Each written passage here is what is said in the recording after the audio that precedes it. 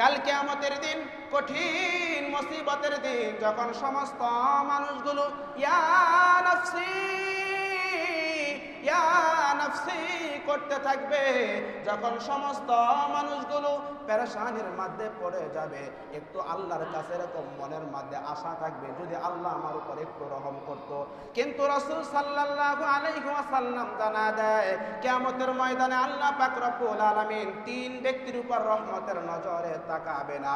তার মধ্যে এক নাম্বার ব্যক্তি হচ্ছে যেই ব্যক্তি দুনিয়াতে তার মা বাবাকে কষ্ট দেয়, এই ব্যক্তির উপর কাল কিয়ামতের দিন, কঠিন মুসিবতের দিন আমার আল্লাহ রহমতের নজরে তাকাবে না। দুই নাম্বার হচ্ছে ওই নারী, যেই নারী পুরুষের বেশ ধারণ করে। সমাজে আছে না নাই?